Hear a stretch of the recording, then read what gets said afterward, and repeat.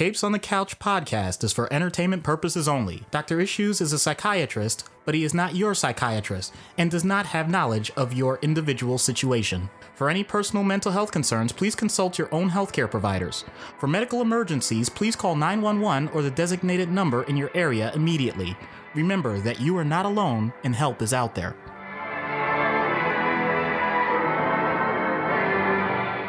Hello and welcome to Capes on the Couch, where comics get counseling. I'm Anthony Sitko. And I'm Dr. Issues. This is issue 146, and we're covering Havok, Alex Summers, the, I would say, less dickish version, the less dickish brother of Scott, but Alex can also be a dick. Yeah, for sure. So before we get into that, real quick, we announced this in our Discord, but for those of you who are not members of our Discord community yet, and frankly, you should be, we're going to be doing an AMA for our 150th episode.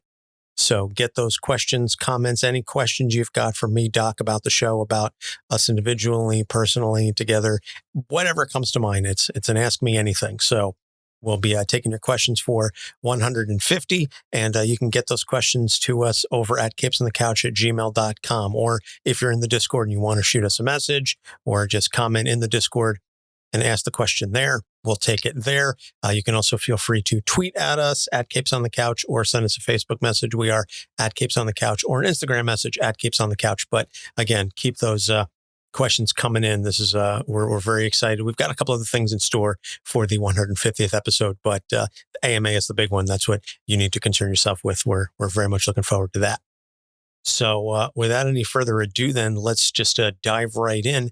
Havok, Alex Summers, was created by Arnold Drake and Don Heck in The X-Men number 54, March 1969. So he's been around for quite some time. Alex Summers is the younger Summers' son, though we much later find out he's actually the middle brother. But for decades, he was just the younger of two. He and his older brother, Scott, Cyclops, were in a plane crash. It was piloted by their father, Christopher. The boys survived the crash, although Scott suffered a head injury and was in a coma for a while. The boys were raised in an orphanage, and Alex got adopted by a family whose son died in a car crash, rather tragically. And the family kind of said, well, you're the replacement, Todd, which is just horrible. I want to say it's abuse, but it's not a physical abuse, but it's absolutely a mental and emotional abuse to be told you're not your own person. We need you to replace our son who tragically died. Yeah.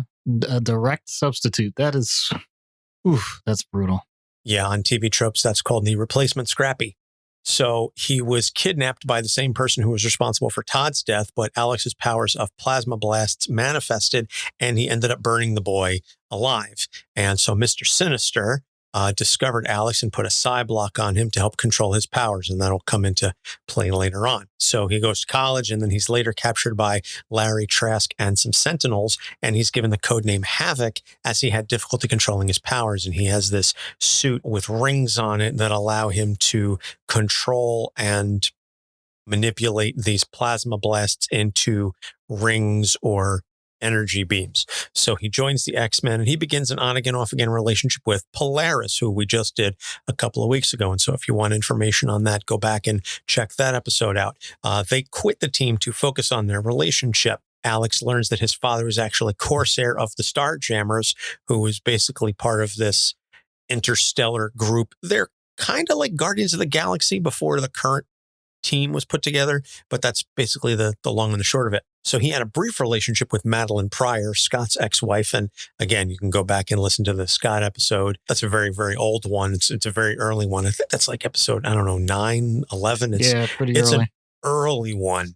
But in any case, go back and listen to that one and hear how terrible the audio sounds. So he has a brief relationship with Madeline Pryor while she was working as a goblin queen, and she manipulated him to help her take over the world until he came to his senses and she discovered she was a clone of Jean Grey and killed herself. # Because comics. So then he joined X Factor, a government-sponsored mutant group, and eventually led the team for a while. The team also featured Polaris, and so they were trying to work together while also decide, do they want to start the relationship again? Do they not? This is in the Peter David run, which if you're a patron, we covered a portion of it with our friend Ray from Into the Night and also the Spider-Woman podcast. So go and check that out if you are a patron. And if you're not, go to patreon.com/capesandthecouch and subscribe, and you can unlock the episodes and also gain the ability to join us in those episodes. So Havok leaves the team after multiple man's death at the hands of the legacy virus. We also did an episode on Jamie Madrox. This is all kind of come in full circle. We've done a lot of mutants. So for a time, Alex was sent to an alternate universe where he discovered that universe's version was married to Madeline Pryor and had a child named Scott. And so Alex served as a father figure because that universe's version of Alex died. And so he was kind of serving as a surrogate father to Scott until he returns to his reality. Fortunately, when he returns to his native reality, he's in a coma. He's treated by this nurse, Annie, and they kind of fall in love, but he still has feelings for Polaris, and she proposes to him, and he's like, yeah, you know what? Let's do this. The night before the wedding, he's like, oh, I don't really know now. I'm kind of conflicted. At the altar, he leaves Polaris. He decides not to get married to Lorna because of his lingering feelings for Annie, and Polaris goes off the deep end and tries to kill him and Annie before being stopped by the Juggernaut and Alex, of course. So later on, he joins his father with Starjammers. He learns he has a younger brother, Vulcan, who is head of the Shi'ar Empire. And Vulcan kills Corsair, and then Havok battles Vulcan, but he gets defeated. Later serves as the head of the Avengers Unity Squad. This is post-Avengers versus X-Men, since Captain America wants a mutant to lead the team after Xavier's death at the hands of Scott. And during Axis, his morality is inverted and he ends up reconciling with Scott, but he remains corrupted after the spell is reversed. So he was one of those heroes who became a villain. But then I forget what the reasoning was that it didn't go back when the spell got reversed. And so he was still a villain. And as of the Jonathan Hickman, Dawn of X, Powers of 10 story, he is now currently living on Krakoa with all of the mutants. And he occasionally goes up to the summer house on the moon to spend time with his family. There's a lot of storylines that involve Alex back and forth with his brother, the on again, off again thing with Polaris. So we're going to get into the issues then. And this is a Janine episode. And so she provided us with some topics to discuss. But the theme for Alex is instability befitting his code name. So the first one is the nature of his relationship with Scott. And it's the good, quote unquote, good Scott versus the bad Alex, that Scott is the older brother and kind of looked upon as the leader of the team and the model. And Alex is always trying to and failing to live up to that standard, which is never an easy thing, regardless of whether or not your brother is a dick. You're never gonna let that go. It's a running joke now at this point. We're 4 years in. Yeah. It's really hard to put that down when it's been going that long. Wow, never mind. So when we're talking about siblings, parents don't play favorites, right? Right? Everybody agrees with that. Well, they're not supposed to.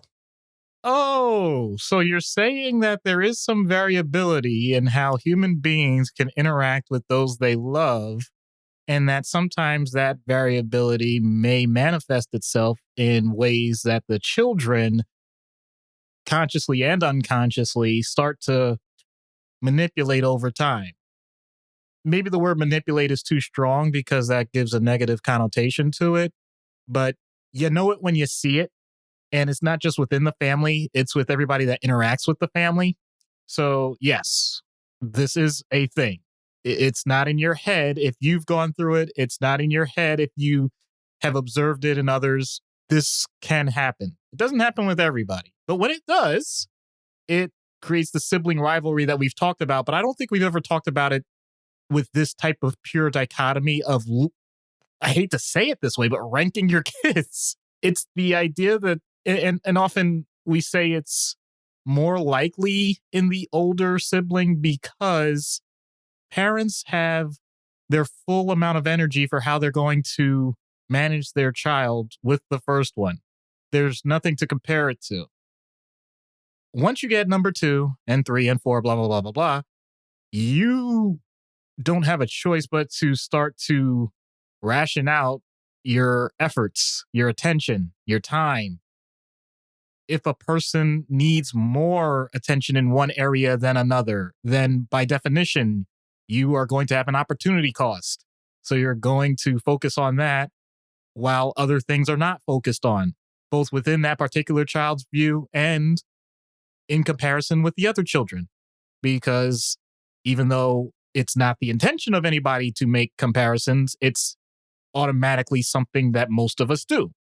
So you have the child that quote unquote behaves, whatever that means. They're following the rubric that has already been laid out by the adults in their life.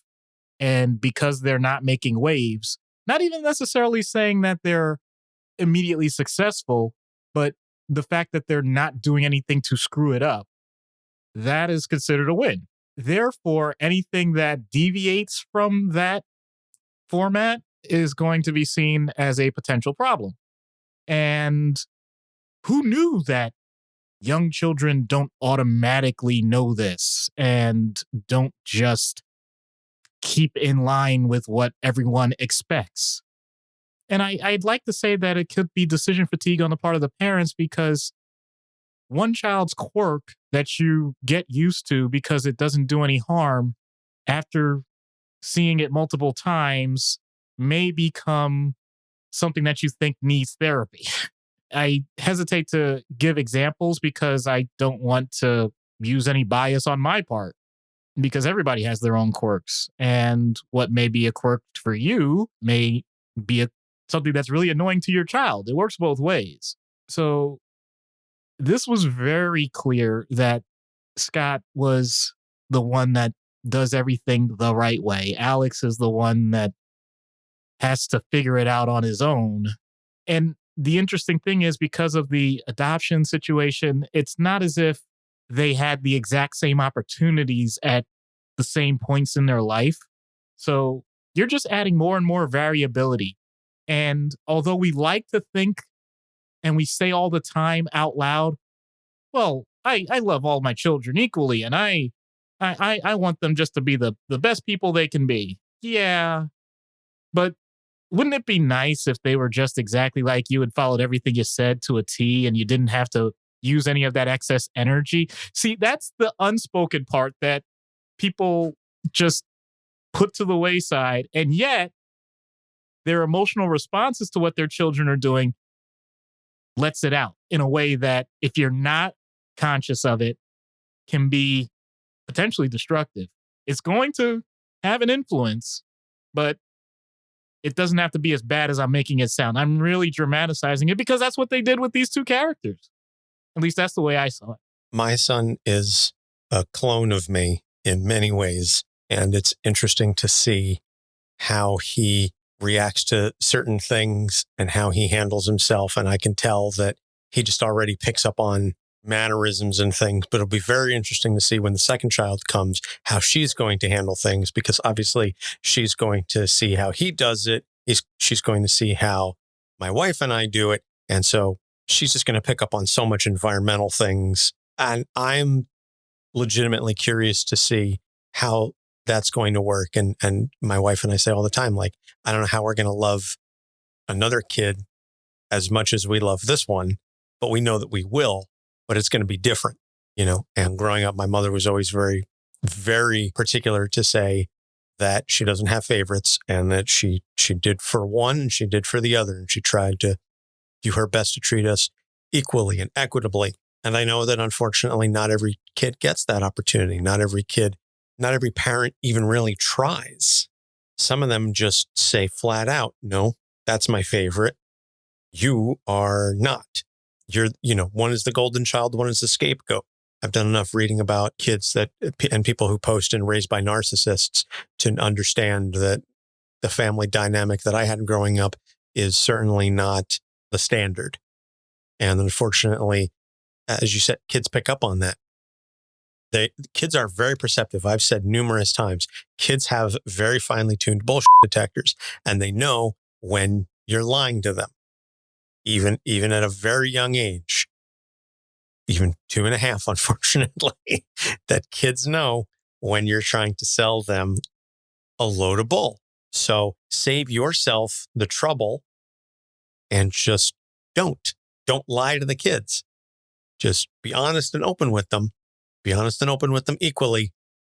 And hopefully that saves you a lot of trouble. That's just that has nothing to do with psychiatry or psychology. That's just me as a parent. So the second issue then, moving on, is hero, villain, and everything in between. We've done heroes. We've done villains. We've done anti-heroes. Have we done really anti-villains where like they're villains, but they're very noble about it? Doom. Okay. Well, depending on the writer, Doom can certainly fall into that category. But we haven't done too many characters that have really run the gamut and been the hero and the villain and, done the whole rigmarole. And so from an internal perspective, that's a struggle.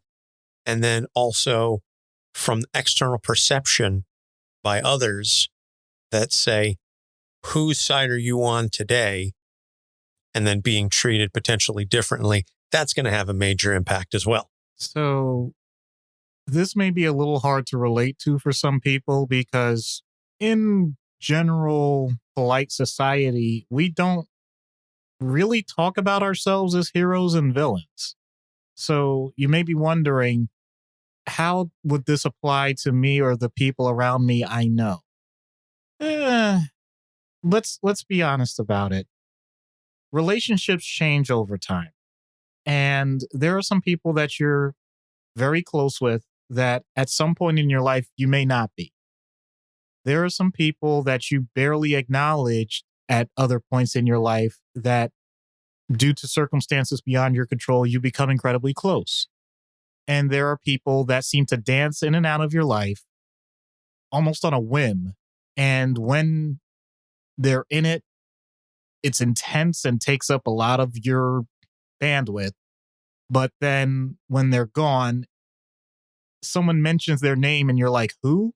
Oh, and then it comes flooding back instantly because like, how on earth did you ever forget them? I may be taking a chance here to say that we all have these types of relationships to certain degrees. I mean, it's not that every relationship has to fall purely on that type of spectrum. And if you have mostly long-lasting, close, intimate relationships with people that truly care about you and you reciprocate, and that's all you have in your life, from work acquaintances to family to your local neighborhood and everything that you ever do, good for you. That's wonderful. I'm not downplaying it. I'm not saying it's too sappy, but I'm not aware of many people that have every sphere covered that way.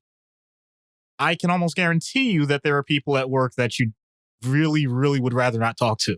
And yet, be it a common interest, be it a project that you have to work on with that person, or whatever. Sometimes, if you have an open mind, you start to learn things about a person that actually endear them to you. And that's a good thing. And sometimes people that you sat with and had lunch with and talked sports with or TV shows, you did it every day for however many years at your job, and they are retiring or they quit. And you get the whole, yeah, here's my email, here's my Twitter account, here's my Facebook page, LinkedIn, all that stuff. Keep in touch. And you just don't. No, this isn't necessarily the idea of heroes and villains, but the idea of dynamics ever changing over time. That is very common. And the emotions that go along with that, while for the most part benign, you don't always know. They can have lasting effects. I have had patients that have told me they felt the person that they were interacting with was their absolute best friend. And then they left them. And I said, well, wait, what does that mean when you say they left you? And they point out, well, as I said, we did everything together during the day. Like, well, okay, you were teammates on the job. What happened afterwards? What did you do? I'm like, I don't know. I went home. Like, okay, but what did you do after work? I don't know. Nothing. Okay. And how often did you talk outside of work? We didn't. Okay. How many kids do they have? I don't know. Okay. Like, in other words, a person can create their own image of someone and shape it based on limited knowledge, but it can be this full, robust idea that has such strong emotional attachment versus the reality of what's going on around them. So that can be a potentially destructive way. I'm just using that as one example. There are plenty of ways that this, I'm sure, can be spun. And I leave that to our wide-ranging audience to insert their own ideas as to what kinds of relationships they've had with people that may have been the exact opposite, that they didn't think they were that close. And yet when some serious illness came about and they were at the person's house and they said, oh my goodness, I can't believe you're here for me. And things get stronger than they ever were before. So everyone has these things. Everybody has these wide ranges. And I'm not going to cast any dispersions about what someone goes through in their life and how it's going to adapt. But the more you're aware of it, the greater control you have. And keeping that circle the way you want it is way more valuable than just doing it whimsically and wondering why you're not getting the type of respect or love or camaraderie that you would otherwise. Really interesting concept. I definitely was feeling a lot of connection to some of the things that you were saying in terms of work colleagues, where you're like, yeah, we're really close at work. But then outside of work, you live completely separate lives. I feel that. I have historically felt that. And I think, frankly, a lot of us can relate. You have the work spouse, so to speak. That's a very common expression I hear a lot. I've never had one. I don't believe I've ever been one. But in terms of having coworkers that you feel particularly close to, that is something I definitely understand. But would I go hang out with them afterwards? I don't know.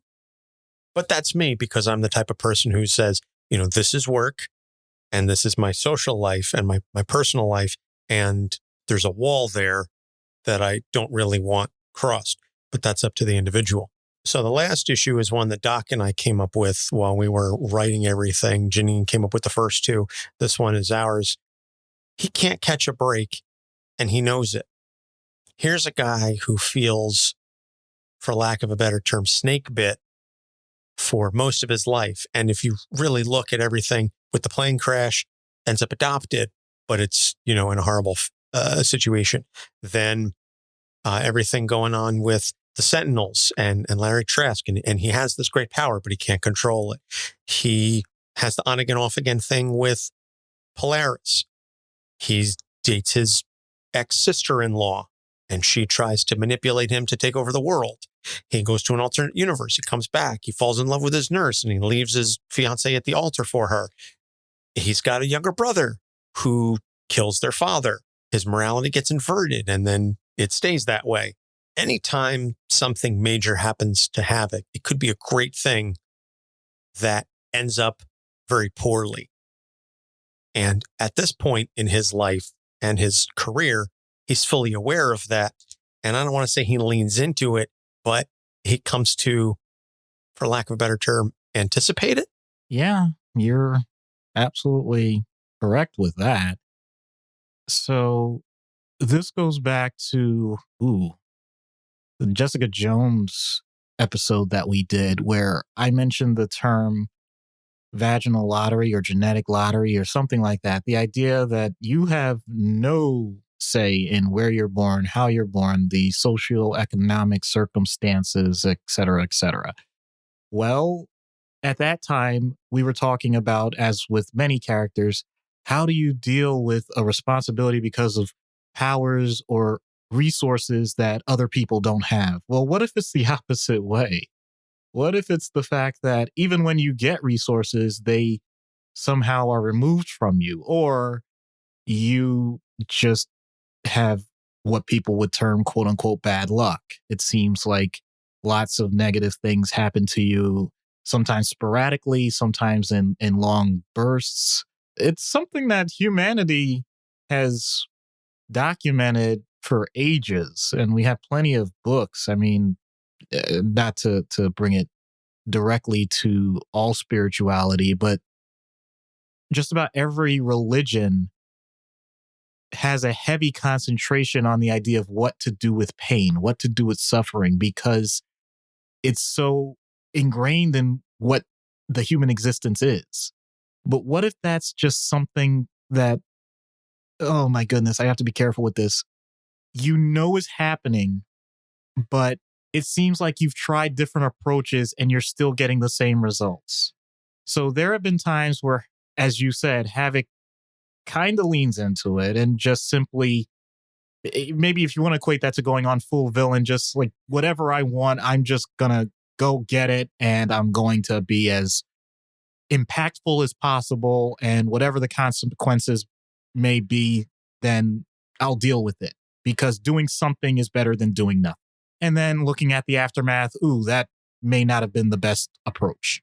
Then you have the idea, and we didn't directly focus on it, but there have been times where he's been asked to be a leader, and he's just straight up said, nah.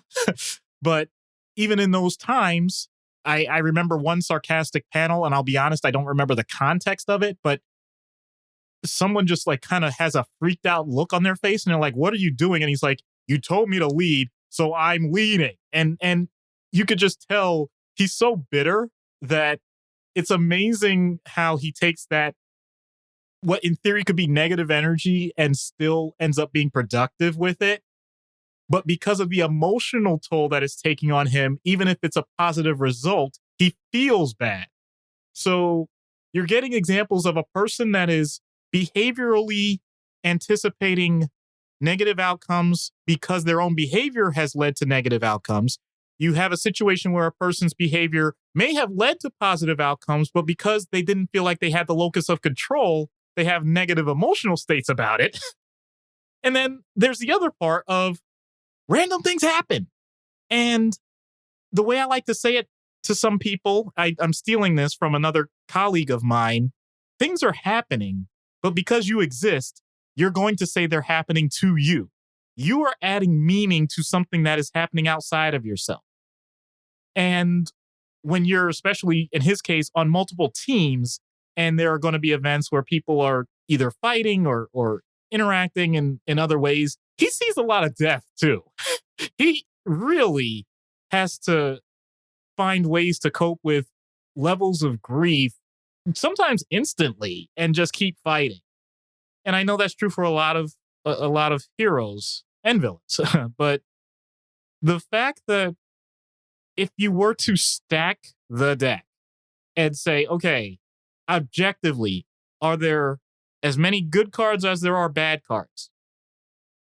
He's the person that will say, with a straight face, not yelling and screaming, just a straight face, I know that there are worse cards in my deck.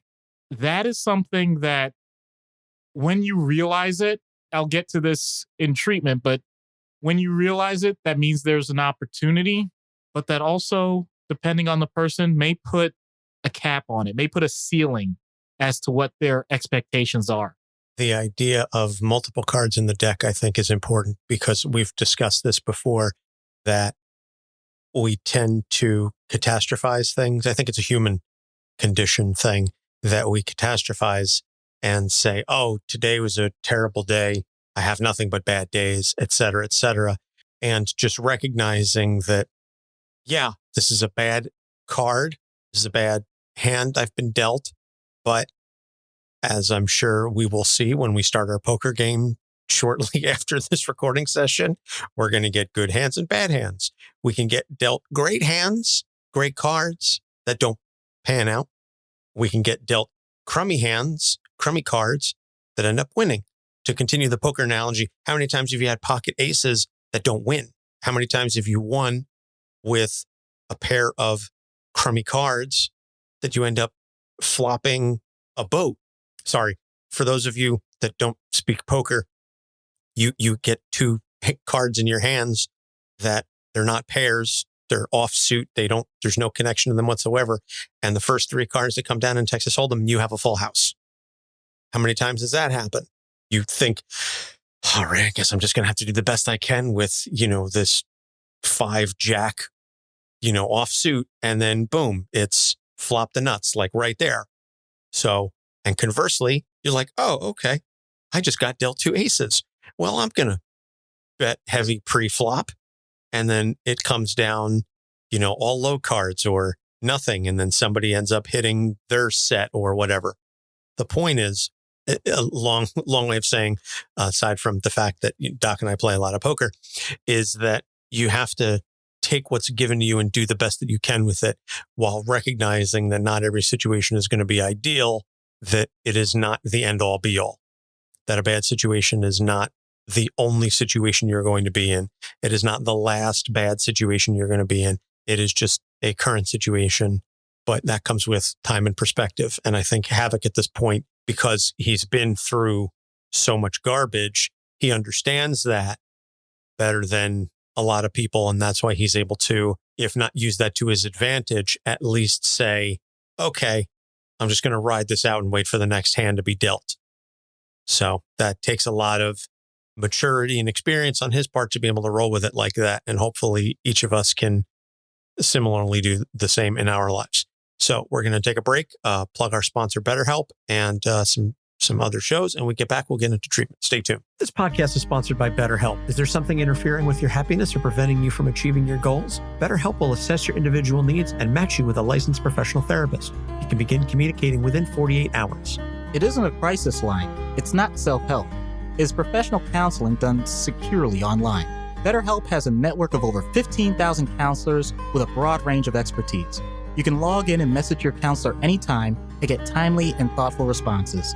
You can also schedule regular video or phone sessions. No waiting room required. BetterHelp is committed to facilitating great therapeutic matches, so they make it easy and free to change counselors if you feel you don't have a good connection. It's more affordable than traditional offline counseling, and financial help is available. BetterHelp wants you to start living a happier life today. Visit betterhelp.com/capes, that's better HELP, and join the over 1 million people taking charge of their mental health with the help of an experienced professional. Special offer for Capes on the Couch fans. Get 10% off your first month at betterhelp.com/capes. I'm Harrison. I'm Jordan. Well, I'm Harrison. I'm Jordan. All right! And we're the Grief Rio Podcast. Let us be your unnatural Sherpa guides on this existential plane of mountainous game and movie exploration. And don't forget about that spookiness that lives within us all, but mainly in you, you spooky bitch. How dare I'm offended. We've been voted the best podcast to listen to by many. By many, that means a few. That's more than one. Results may vary. We'll see you on the next episode of Grief Burrito. Yeah! Yes! Hello, I'm Chris Claremont. You're listening to Capes on the Couch. And we're back. So treatment in universe for Havok. And again, I think this is going to be interesting because it's not entirely on you, Doc, to provide the stability, but rather help him try to find it where he can. Yeah. And I'm actually going to use the trope that was not used as an issue, but was mentioned by Janine. So at one point, depending on the iteration of Alex that you're reading, his suit, which is kind of a containment thing, it basically regulates his powers. But the thing is, it actually registers like what the energy level is. Like you can actually read it. That sounds a lot like biofeedback to me. That sounds like an opportunity for a person to get in tune with what's going on with them. And I don't want to say that it's just a trope as well, that his powers are negated when used on Scott and vice versa. There's significant meaning to that. And not that I necessarily need Scott in the session, but I do need to delve into what his experiences are when he gets blasted. I need to understand what is his mental state when he is firing. I really want to dive into that and hope I don't get destroyed and incinerated in the process. But I think there's an opportunity there, because what we've been alluding to, and his name alludes to, is just the idea of chaos and it being this ephemeral thing that just exists in the universe. And therefore, if it's something that is happening to you, you just have to ride it out.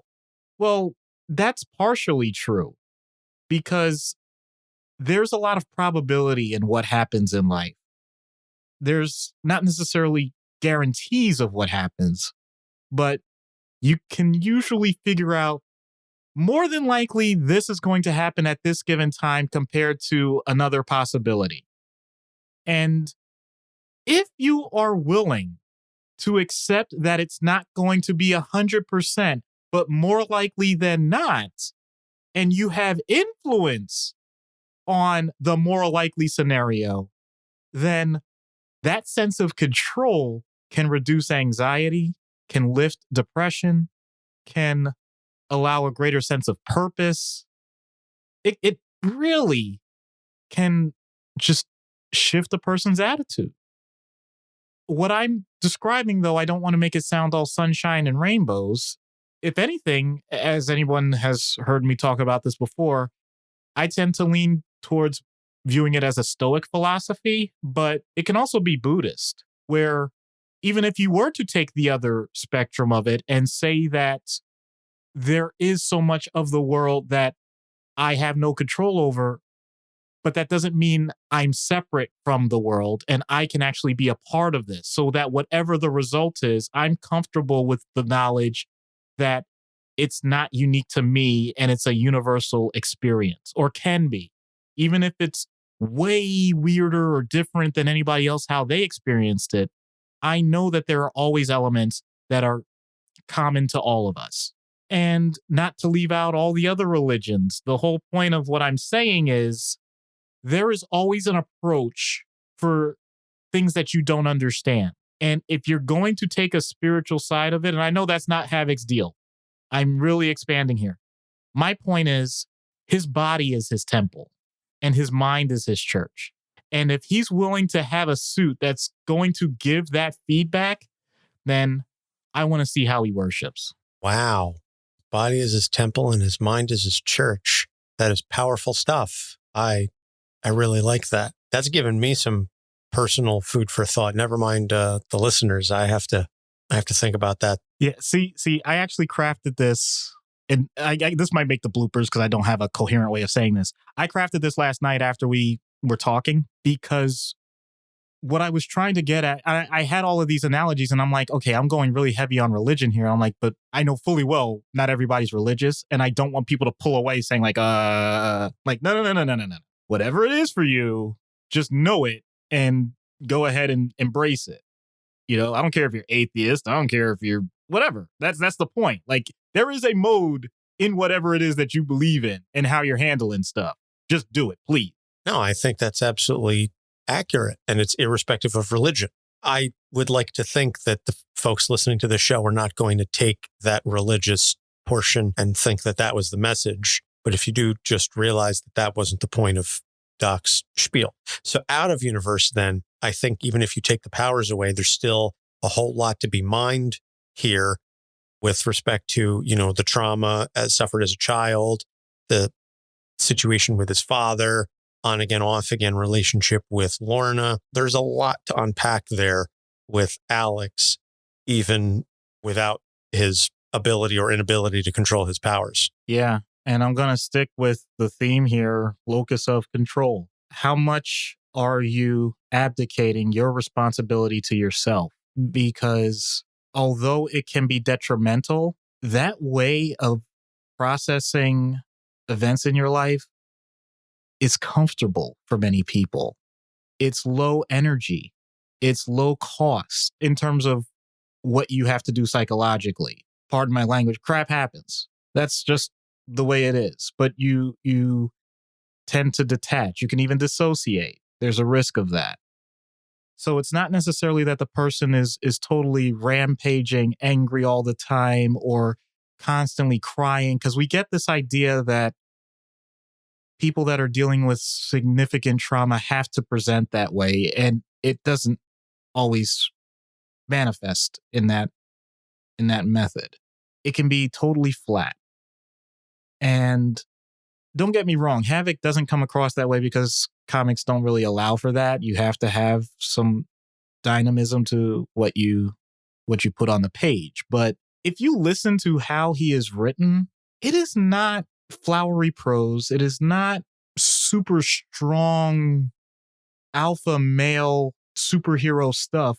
It's usually a run-of-the-mill guy that is saying, like, wow, this is some interesting stuff I'm dealing with here. Or, hey, this is what we got to do. Wow, this is pretty heavy. Like, or I need to save this person. How are we going to get this done? I can't believe this person just died. What are we going to do? He talks the way we talk in general. I understand everybody has their own style. And actually, Anthony and I, we get some feedback sometimes that we try and expand our vocabulary too much, but whatever. I'm just saying in general, when someone is coming to a circumstance in therapy where they're relying on you to make sense of a world that has just tossed them about, your job is to validate the idea that whatever emotion is going on is okay. Because this person may have somehow noticed that they don't get attention when they don't cry, or they don't have to worry about people lashing out at them or getting abused when they're not screaming. Or they tend to avoid consequences if they just keep their mouth shut and keep doing exactly what they've been doing for however long it is that they've been alive. That is survival, but that's not thriving. And there's the difference. So therapy itself can be a matter of, as we said, if you're laying out the cards and your point is that some of these are pretty bad, I'm going to go to an analogy here. And I've always said there's part of a book in me with this. Like, if you take simple phrases or simple parables and you expand them, you can get so much more information. And I think it's better that way. If you have someone, I'm not even saying he's a pessimist, but if you're the person that when you see the glass, it's not about whether or not it's half empty or half full. You're saying that's a dirty glass. You observe the negative of what's happened because that's all you've been exposed to. Then introducing the idea of positivity, and I'm not going woo-woo on it, I'm saying you can still use factual information. So I'll stick with the analogy. Yes, you're pointing out that there are fingerprints on that glass. You are pointing out that someone has probably already used that glass and therefore drank out of it. What about the water? Water itself is still H2O. And we're not talking deuterium, so it's not heavy water. So, it's still potable. You can drink it. And honestly, when you look at that glass, even with the fingerprints, when you back up, do you see them? I don't see them. I mean, that's another perspective. It's not that it's not there. It's whether or not it actually makes a difference to the experience of looking at that glass. What happens if you refill it? Who said you can't do that? My point is giving perspectives that are above and beyond what the person has already created in their own paradigm. That's the type of stuff that if you do it the right way, people are going to act like you're an absolute genius, even when all you did was say things that maybe other people right next to them could have said and never did because they didn't even know the person was going through it because they've been silent for so long. Because that's how they learned, once again, to survive. So just interacting in a way that allows the person to recognize that there is another perspective when it comes to chaos. That yes, 99% of it is out of your control. That doesn't mean you neglect the 1%. Because all it takes is 1% of anything to get better on a day-by-day basis. And guess where you are 100 days later? Just saying. Incremental change is better than none at all. But so many of us are conditioned to swing for the fences and go for broke that we ignore a lot of the small changes that we can make that, as you said, are much more sustainable and ultimately have a greater impact. So food for thought for every single one of us.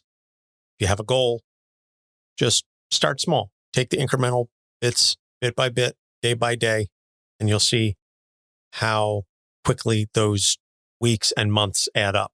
And then if you're fortunate, you won't recognize the person that you were when you started.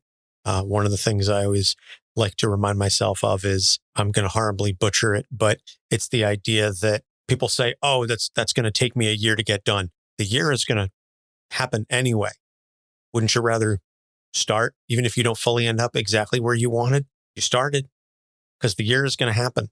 Time is going to go by regardless. Make the change. Take that chance. So with all that being said, we're going to see what happens when we get Havok on Dr. Issues' couch. Hello, Alex. I'm Dr. Issues.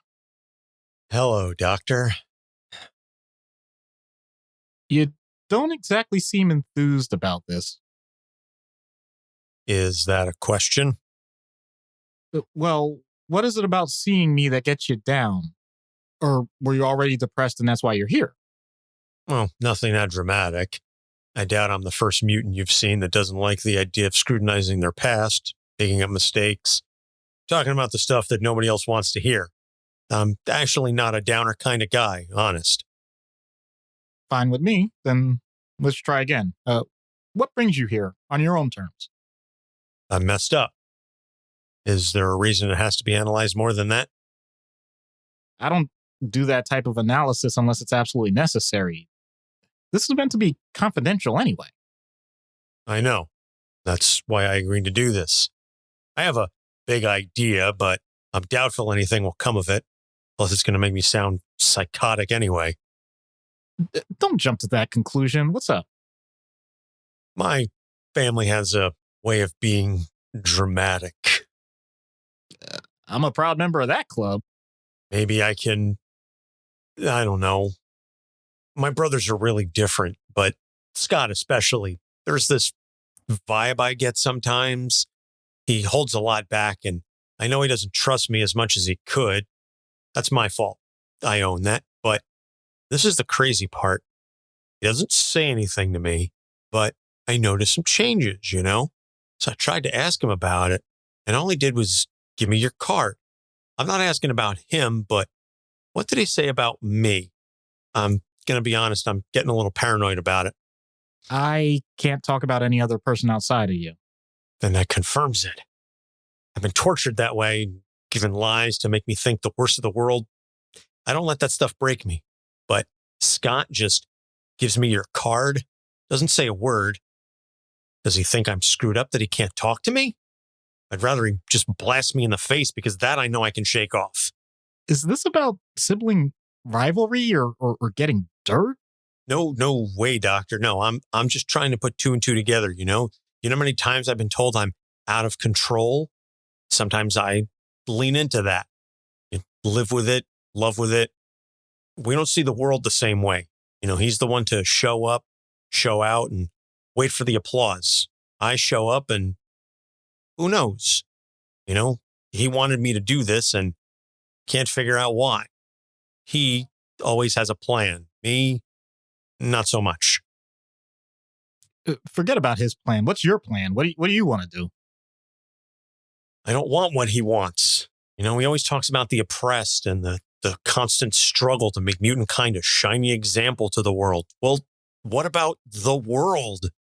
What about those downtrodden who don't have a genetic eraser to bail them out of trouble? You know, it's hubris.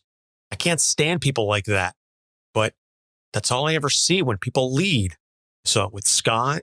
I saw it in Cap. Even saw it in Charles sometimes. Maybe they need this more than me, you know? They're the ones that call the shots. I don't want to be any part of that. That's well said. With such eloquence and candor, someone's bound to put you in that spot, you know? Oh, they did. Did they ever? Hated it. It's not for me. I'm a wild card. You know, I know better than to cut loose and abandon the people I fight with. That's a sacred bond. But that doesn't mean I should be some poster boy managing the day-to-day stuff. Okay, hypothetical here. What if you help me? Then what? I learn to tolerate things I don't like instead of doing more of what I do like? I spend my nights planning missions instead of being with the love of my life. Like, why would I want that? I'm noticing a pattern here, and it's unique. Most people that step foot into my office are afraid of failure. You're on the opposite end of the spectrum. Like, what if you succeed? You said you had big plans. And they blow up. That's just the way it is. It doesn't have to be. You can find a new way to enjoy things. You can bring along loved ones as your mind expands. You can still find ways to say no, except by choice instead of by chance. Learn to put the chaos in the background for once instead of making it the whole picture. But how? It's all around me. Hell, it's in my name. At this point, it's kind of part and parcel of the whole Alex Summers package. Asking me to give that up is like trying to teach me not to breathe. More like a new breathing technique. I'm not asking you to stop being who you are. You have an amazing opportunity to fine-tune what makes you such a dynamic person. Start by starting. It's going to be messy, and that's okay. This isn't a competition against your brother or your mentors or those you care about. It's you against yourself. And that's a race you can always win. Make it sound so easy. I've done the fresh start thing several times. X Factor, Unity Squad, Krakoa. I mean, how many times can I reboot? It's like starting a new comic book and slapping a #1 on the title. Still the same retread. Keep track then. Too often I come across cases where people have taken the right action and don't know how they got there or where things went wrong.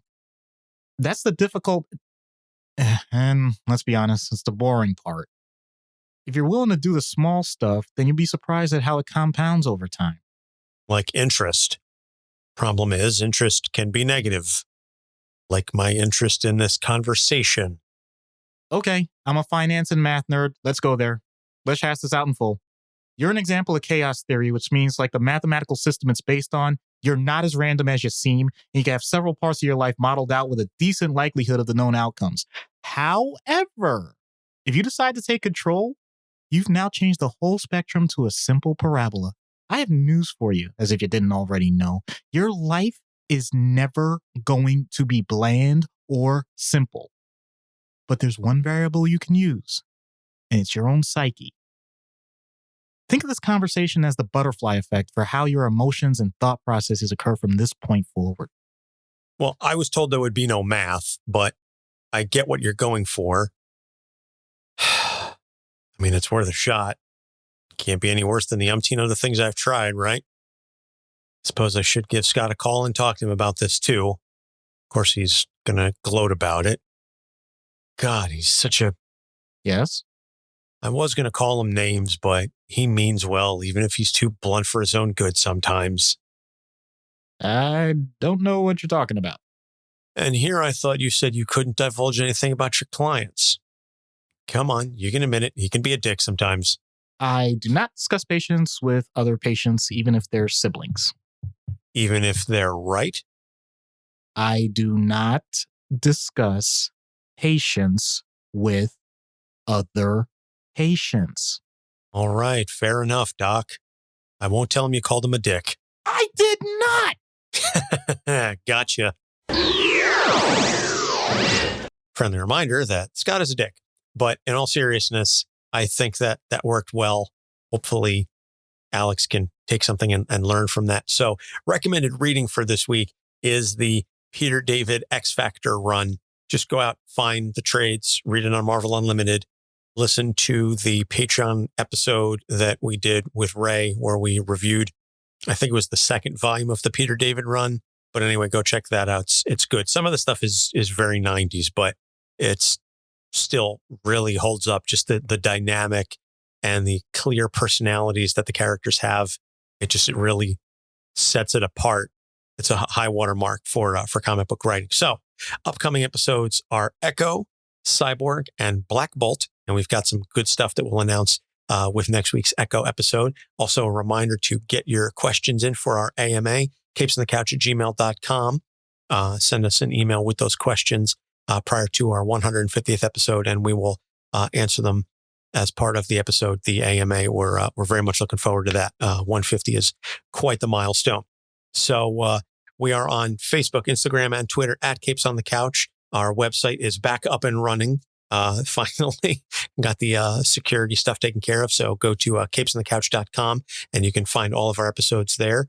And as I said at the beginning, you can join the Discord. It's a wonderful fan community, and you don't have to worry about Zuckerberg spying on any of the things that you say in there. So that's about going to wrap it up here for this week. So Doc, what have you got? It's actually pretty cold where we are right now, and I think the weather is definitely wreaking havoc on us, but don't worry, because there are definitely some good summers ahead. With that being said, for Doc Issues, I'm Anthony Sitko. Thanks for listening. We'll see you next week. Capes on the Couch podcast is for entertainment purposes only. Dr. Issues is a psychiatrist, but he is not your psychiatrist and does not have knowledge of your individual situation. For any personal mental health concerns, please consult your own healthcare providers. For medical emergencies, please call 911 or the designated number in your area immediately. Remember that you are not alone and help is out there.